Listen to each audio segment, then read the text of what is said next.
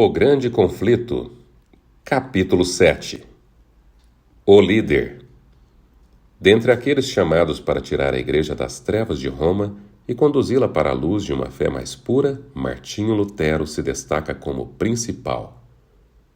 Sem nenhum temor, a não ser o temor do Senhor, e sem reconhecer nenhum fundamento para a fé além das Sagradas Escrituras, Lutero foi o homem certo para a sua época. Lutero passou a infância no humilde lar de um camponês alemão. Seu pai queria que ele se tornasse advogado, mas Deus intencionava transformá-lo no construtor do grande templo que vinha sendo vagarosamente edificado ao longo dos séculos.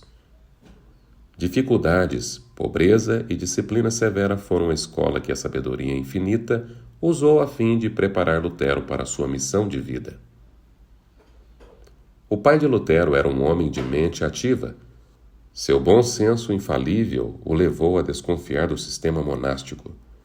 Ficou descontente quando Lutero entrou para um monastério sem sua permissão. Levou 2 anos para o pai se reconciliar com o filho e, mesmo depois disso, sua opinião continuava a mesma. Os pais de Lutero tentaram instruir os filhos no conhecimento de Deus. Trabalhavam com fervor e constância a fim de prepará-los para uma vida útil. Às vezes eram rígidos demais, mas o próprio reformador encontrava mais para aprovar do que para condenar sua disciplina. Na escola, Lutero foi tratado de forma dura e até com violência. Com frequência passava fome.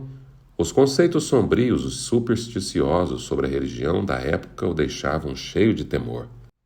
Ele se deitava à noite, com o coração pesado, constantemente aterrorizado com o pensamento de que Deus era um tirano cruel, em vez de um Pai celestial bondoso.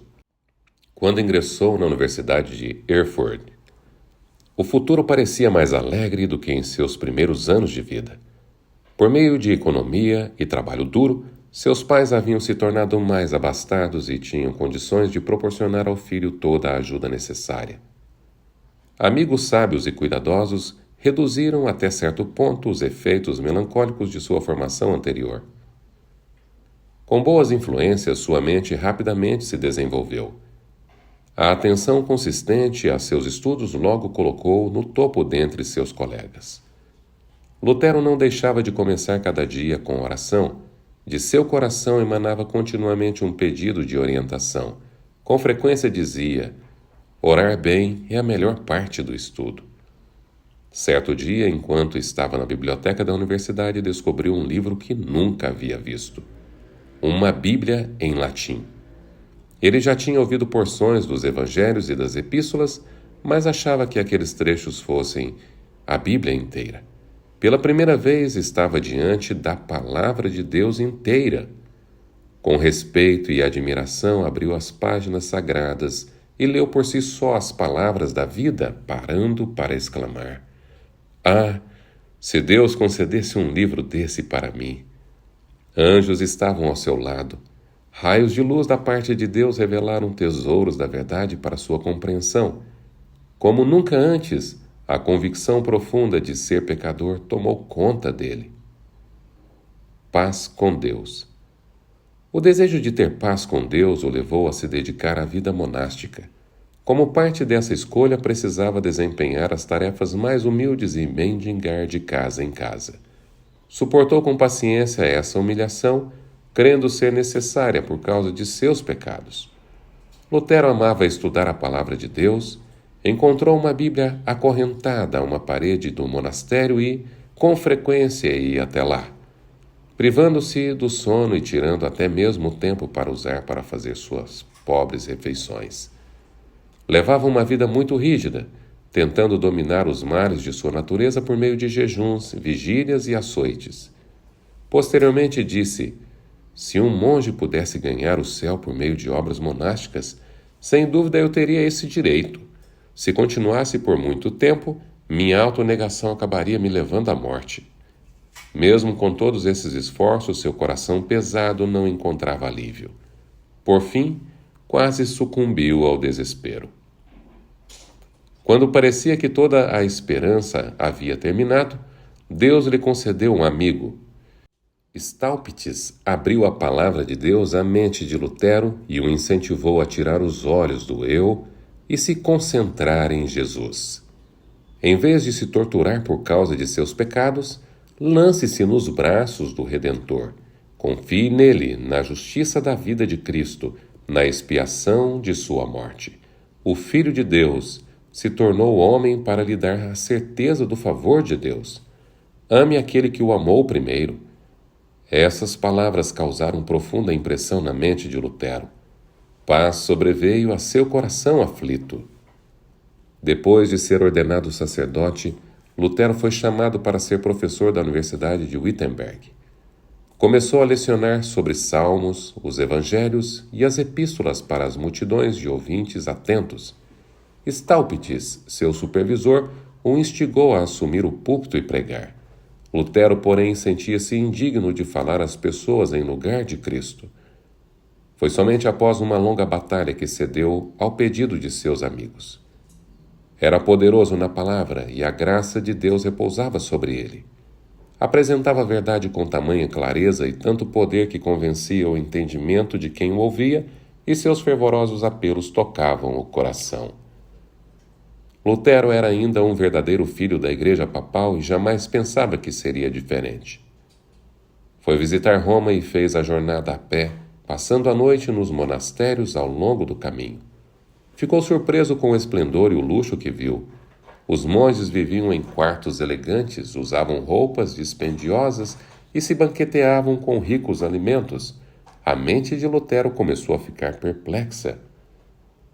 Finalmente, à distância, viu a cidade sobre as 7 colinas. Prostrou-se com o rosto em terra, exclamando: Santa Roma, eu a saúdo. Ele visitou as igrejas, ouviu padres e monges narrarem seus contos fantásticos e realizou todas as cerimônias exigidas. Em todos os lugares, aquilo que viu o deixou pasmo.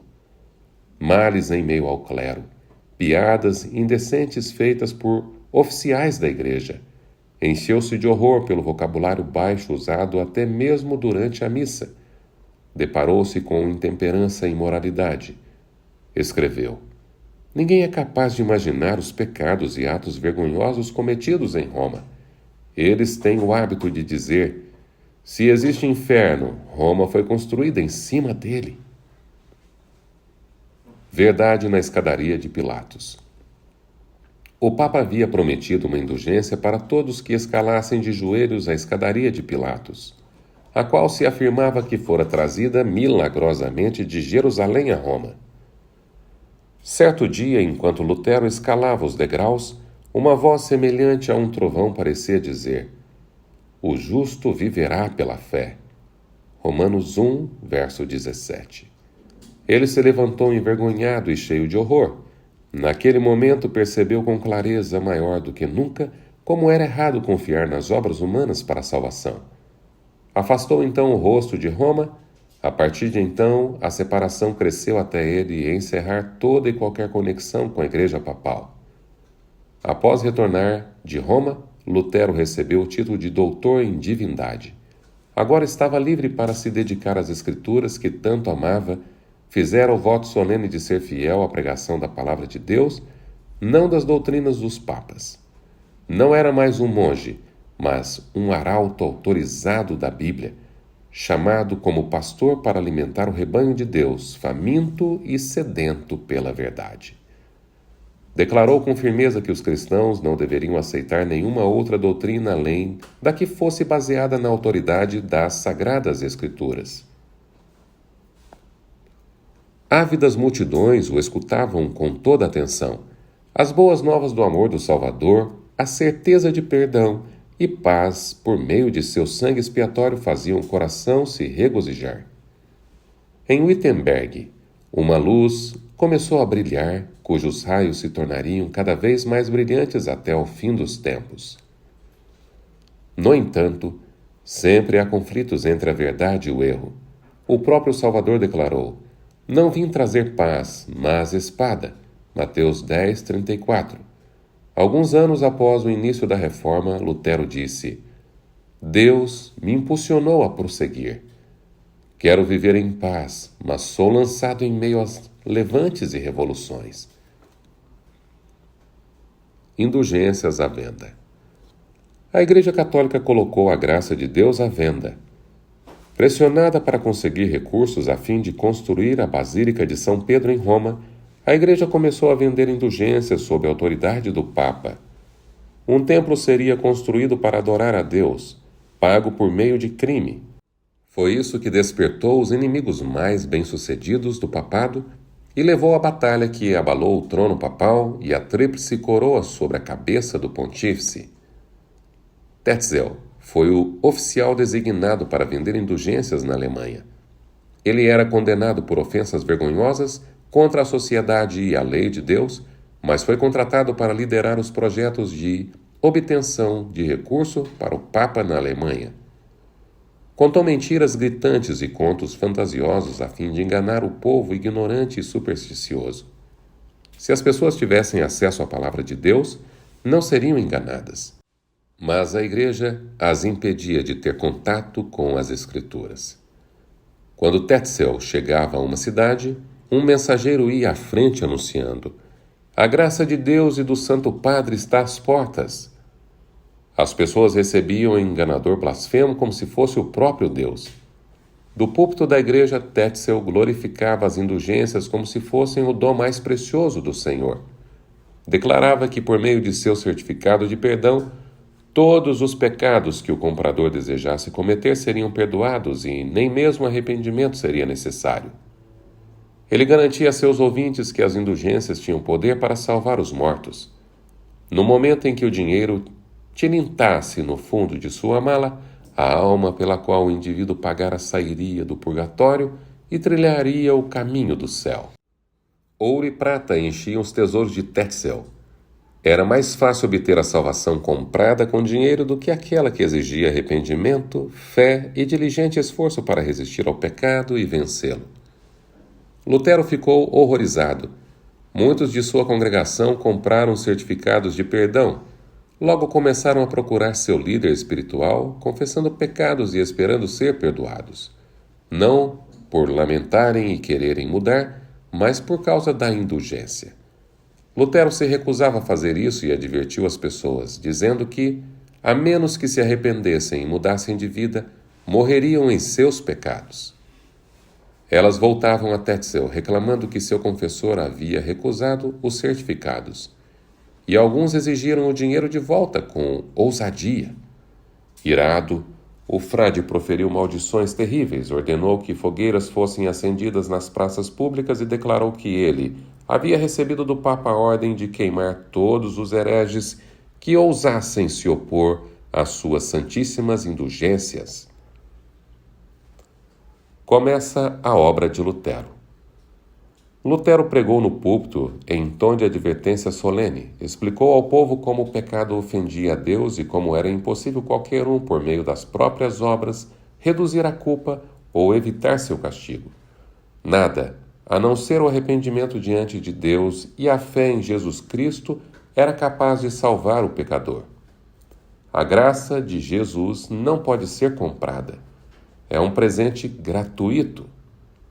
Ele aconselhava as pessoas a não comprar indulgências, mas olhar, por meio da fé, para o Redentor crucificado.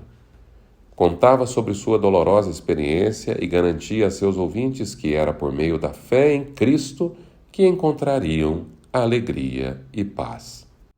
Como Tetzel continuava a fazer suas promessas ímpias, Lutero decidiu protestar de maneira mais eficaz. Havia relíquias no castelo da igreja de Wittenberg que eram exibidas às pessoas em determinados dias santos.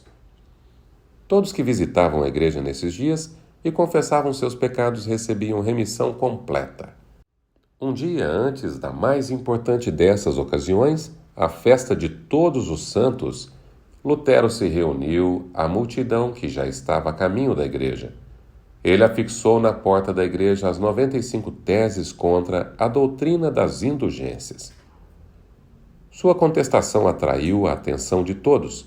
As teses eram lidas e repetidas em todas as direções. Despertando grande agitação em toda a cidade, os argumentos mostravam que Deus nunca havia confiado ao Papa nem a homem nenhum, o poder de perdoar pecados e remover sua pena. Mostravam com clareza que Deus concede livremente sua graça a todo aquele que a busca com arrependimento e fé. As teses de Lutero se espalharam por toda a Alemanha e, dentro de poucas semanas, haviam ecoado por toda a Europa. Muitos católicos romanos devotos leram as teses com alegria, reconhecendo nelas a voz de Deus. Sentiam que o Senhor havia começado a agir para deter a crescente maré de corrupção proveniente de Roma. Príncipes e magistrados se alegravam em segredo, porque um limite estava sendo colocado sobre o poder arrogante que negava o direito de apelar às decisões. Os astutos líderes eclesiásticos ficaram enraivecidos ao ver que seus lucros corriam perigo. O reformador enfrentou acusações amargas. Quem não sabe, respondeu, que é raro alguém sugerir uma ideia nova sem ser acusado de incitar contendas? Porque Cristo e todos os mártires foram condenados à morte? Porque promoveram ideias novas sem primeiro pedir humildemente o conselho dos líderes religiosos estabelecidos.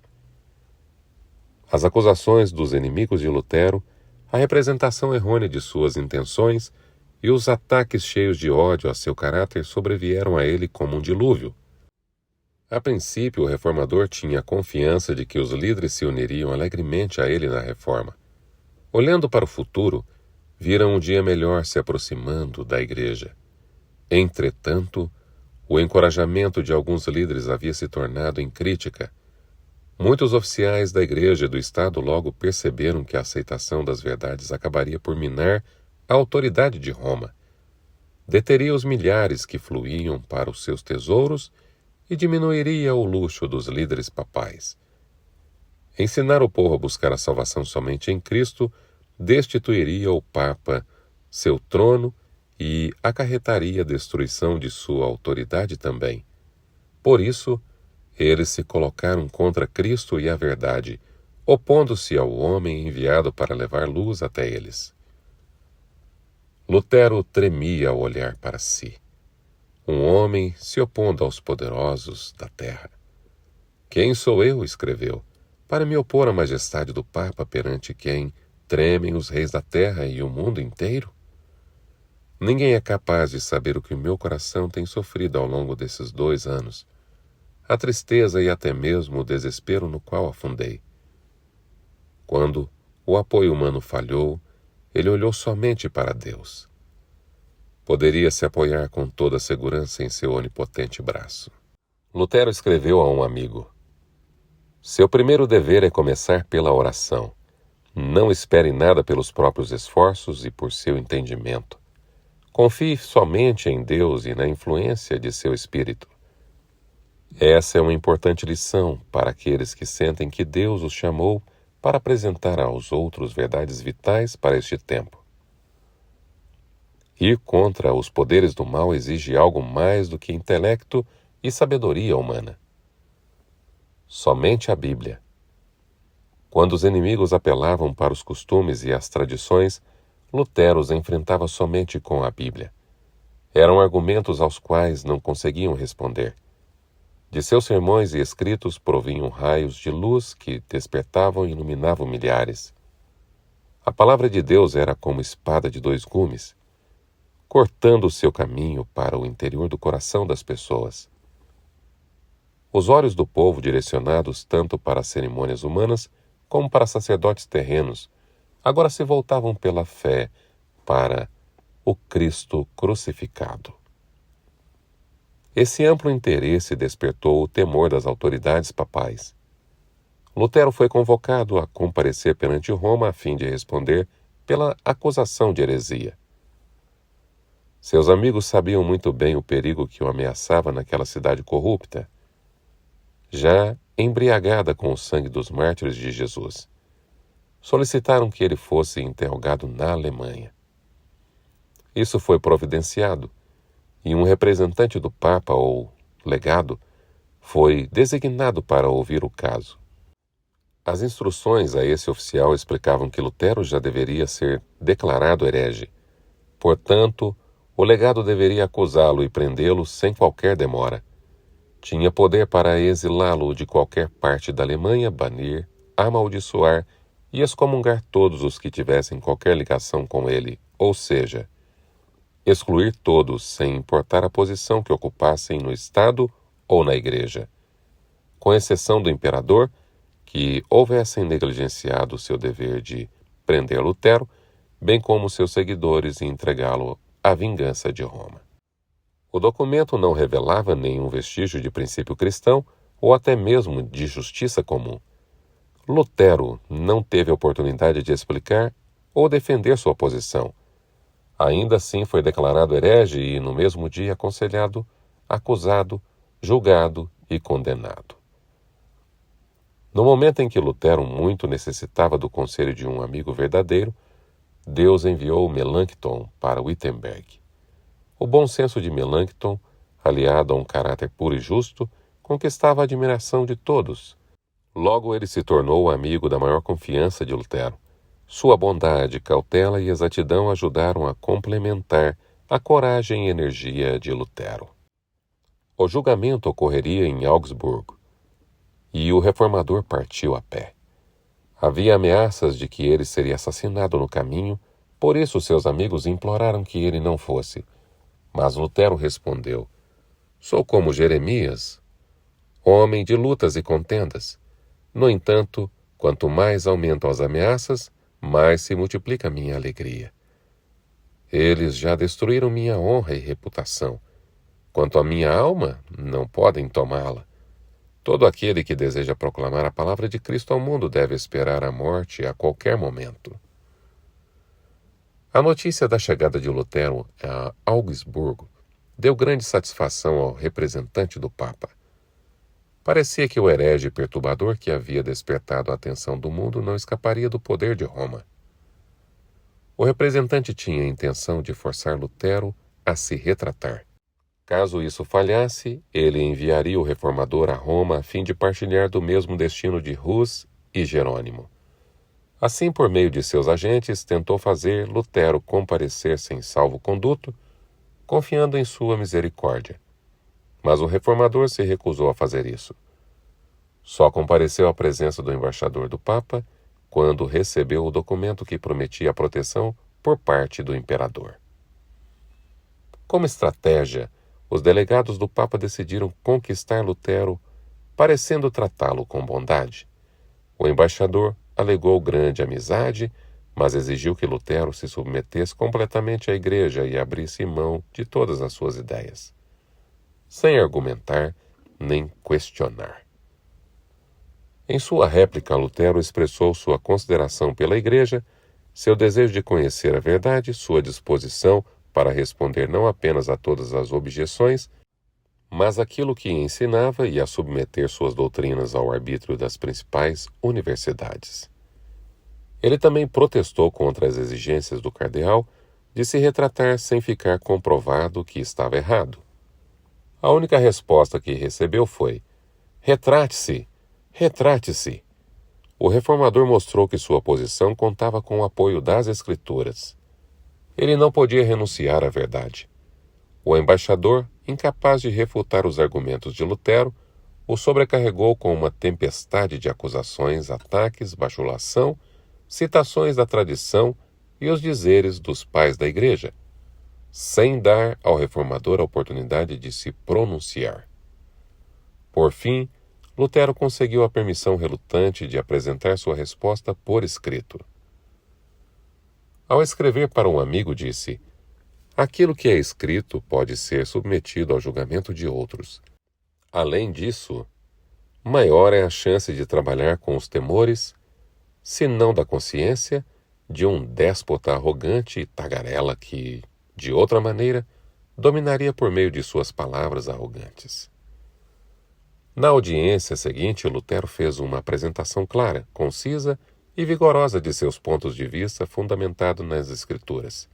Após ler o documento em voz alta, ele entregou ao cardeal, que o jogou de lado e o desconsiderou, dizendo-se tratar de um aglomerado de palavras vãs e citações irrelevantes. Então Lutero enfrentou o ativo oficial no terreno dele. Usando as tradições dos ensinos da Igreja, derrotando por completo os argumentos do cardeal. O oficial quase perdeu o domínio de si mesmo. Irado, gritou: "Retrate-se! Caso contrário, mandarei para Roma." Por fim, declarou em tom nervoso e arrogante: "Retrate-se ou não volte nunca mais." O reformador saiu imediatamente com seus amigos, deixando claro que o embaixador não deveria esperar nenhuma retratação de sua parte. Não era isso que o cardeal intencionava. Sozinho, agora com aqueles que o apoiavam, olhou perplexo para os outros diante do fracasso inesperado de seus planos. A vasta assembleia que ali estava teve a oportunidade de comparar os dois homens e julgar por si só o espírito que cada um havia demonstrado, bem como a força e a veracidade de seus posicionamentos. O reformador era simples, humilde e firme, tendo a verdade ao seu lado. O representante do Papa se revestia de importância própria, era jactancioso e racional e não tinha um único argumento bíblico. Ainda assim exigia em volume máximo: "Retrate-se ou irá para Roma." Fuga de Augsburgo. Os amigos de Lutero argumentaram que, como era inútil ficar, ele deveria retornar o mais rápido possível para Wittenberg e fazê-lo com grande cuidado. Assim, ele partiu de Augsburgo a cavalo antes de raiar o dia, acompanhado apenas de um guia que o magistrado havia providenciado. Trilhou em segredo as ruas escuras da cidade. Inimigos vigilantes e cruéis tramavam destruí-lo. Foram momentos de ansiedade e fervorosa oração. Ele chegou a um pequeno portão no muro da cidade. Abriram o portão para Lutero. Então ele e o guia passaram. Antes do representante de Roma ficar sabendo que Lutero havia ido embora, ele já estava além do alcance de seus perseguidores. A notícia da fuga de Lutero encheu o representante de surpresa e raiva. Ele esperava receber grande honra por sua firmeza ao lidar com aquele perturbador da igreja. Em uma carta a Frederico, eleitor da Saxônia, denunciou amargamente Lutero, exigindo que as autoridades enviassem o reformador a Roma, ou o banisse da Saxônia. Até então, o eleitor tinha pouco conhecimento sobre as doutrinas reformadas, mas havia ficado profundamente impressionado com a força e a clareza das palavras de Lutero. Até que alguém provasse que o reformador estava errado, Frederico estava determinado a protegê-lo. Em resposta ao oficial, respondeu: "Uma vez que o doutor Martinho compareceu perante a sua presença em Augsburgo, o senhor deve se dar por satisfeito. Não esperamos que tente obrigá-lo a se retratar sem primeiro convencê-lo de seus erros. Nenhum homem culto de nosso território me informou que a doutrina de Martinho é sacrílega, anticristã ou herege." O eleitor percebia que a igreja necessitava de uma obra de reforma. Em segredo, ele ficou feliz porque uma influência melhor estava surgindo dentro da igreja. Somente um ano havia se passado desde que o reformador afixara as teses na igreja do castelo, porém seus escritos despertaram um renovado interesse pelas Sagradas Escrituras por toda a parte. Alunos se aglomeravam na universidade vindo não só de todas as partes da Alemanha, mas também de outras terras. Ao ver Wittenberg pela primeira vez, jovens levantavam as mãos aos céus e louvavam a Deus por ter feito a luz da verdade brilhar a partir dessa cidade. Na época, Lutero estava apenas parcialmente convertido dos erros de Roma. Entretanto, escreveu: "Estou lendo os decretos dos pontífices e não sei se o Papa é o próprio Anticristo ou seu apóstolo, já que Cristo é representado de forma tão incorreta e é crucificado por meio dele." Roma foi ficando cada vez mais irada com os ataques de Lutero. Oponentes fanáticos, até mesmo doutores das universidades eclesiásticas, declaravam que quem matasse o monge ficaria isento de pecados. Mas Deus era sua defesa. Suas doutrinas eram ouvidas por toda parte. Em cabanas e conventos, nos castelos dos nobres, nas universidades e em palácios reais. Na mesma época, Lutero descobriu que Hus, o reformador boêmio, havia defendido a grande verdade da justificação pela fé antes dele. Lutero declarou: todos nós, Paulo, Agostinho e eu, temos sido hussitas, sem o saber. A verdade foi pregada há um século e queimada. Acerca das universidades, Lutero escreveu: temo que as universidades se tornem grandes portões do inferno, a menos que trabalhem com afinco para explicar as Sagradas Escrituras e inculcá-las no coração dos jovens. Qualquer instituição que não envolva as pessoas constantemente com a palavra de Deus se torna corrupta. Esse apelo circulou por toda a Alemanha. Despertou a nação inteira. Os adversários de Lutero instigaram o Papa a agir de maneira decisiva contra ele. Um decreto de condenação imediata foi promulgado. Caso o reformador e seus seguidores não se retratassem, seriam todos excomungados. Uma crise terrível. Essa foi uma terrível crise para a Reforma. Lutero não era cego à tempestade que estava prestes a sobrevir, mas confiava que Cristo seria seu apoio e escudo. Não sei, nem quero saber o que está para acontecer. Nenhuma folha cai sem a vontade de nosso Pai. Quanto mais Ele cuida de nós, pequena coisa é morrer pela palavra, uma vez que o Verbo que se fez carne morreu. Quando o decreto papal chegou às mãos de Lutero, ele disse: desprezo e ataco por ser ímpio e falso. É que nele está condenado. Já sinto mais liberdade no coração, pois sei, afinal, que o Papa é o Anticristo e que seu trono é o próprio Satanás. As ordens de Roma tiveram seu efeito. Os fracos e supersticiosos tremeram perante o decreto do Papa e muitos sentiram que a vida era preciosa demais para correr risco. A obra do reformador estava perto do fim. Lutero continuava destemido. Com poder tremendo, devolveu a sentença da condenação para Roma. Na presença de uma multidão formada por pessoas de todos os níveis da sociedade, Lutero queimou o edito do Papa. Disse: uma disputa séria acaba de começar. Até agora só brinquei com o Papa. Comecei esta obra em nome de Deus, ela terminará sem mim, e pelo poder do Senhor. Quem sabe se Deus não me escolheu e chamou, e se eles não deveriam ter medo de, ao me desprezarem, estarem desprezando o próprio Deus? O Senhor nunca escolheu como profeta o sumo sacerdote, ou qualquer indivíduo de elevada posição. Pelo contrário, em geral escolhia pessoas humildes e desprezadas, até mesmo o pastor de rebanho, Amós. Em todas as eras, o povo de Deus precisou repreender os grandes, reis, príncipes, sacerdotes e sábios, arriscando a própria vida. Não digo que sou profeta, mas afirmo que deveria tremer exatamente o fato de eu estar sozinho, enquanto eles são muitos. Tenho certeza de que a palavra de Deus está comigo, não com eles. Lutero também travou uma batalha terrível consigo mesmo antes de finalmente decidir separar-se da igreja.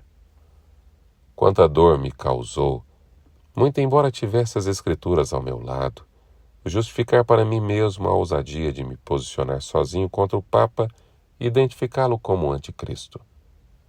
Quantas vezes não fiz a mim mesmo as perguntas tão frequentes nos lábios dos defensores do Papa? Só você tem sabedoria? Todos os outros estariam errados? Como será então, se for você quem estiver errado, envolvendo em seu erro tantas pessoas que receberão a condenação eterna? Foi assim que lutei comigo mesmo e contra Satanás, até que Cristo, com sua voz infalível, fortaleceu meu coração contra essas dúvidas.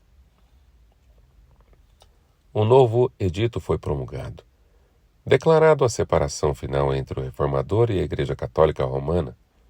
dizendo que ele havia sido amaldiçoado pelo céu. Todos aqueles que aceitassem suas doutrinas seriam incluídos na mesma condenação. Qualquer pessoa usada por Deus a fim de apresentar verdades que se aplicam de maneira especial a seu tempo enfrenta oposição. Havia uma verdade presente nos dias de Lutero. Há uma verdade presente para a Igreja hoje. No entanto, assim como os oponentes de Lutero, a maioria das pessoas da atualidade não deseja a verdade. Aqueles que apresentam a verdade para este tempo não devem esperar ser recebidos de maneira mais favorável que os primeiros reformadores.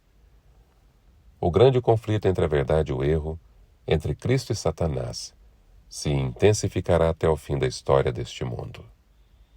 João 15, 19, 20. Lucas 6, versículo 26. O fim do capítulo 7 do grande conflito.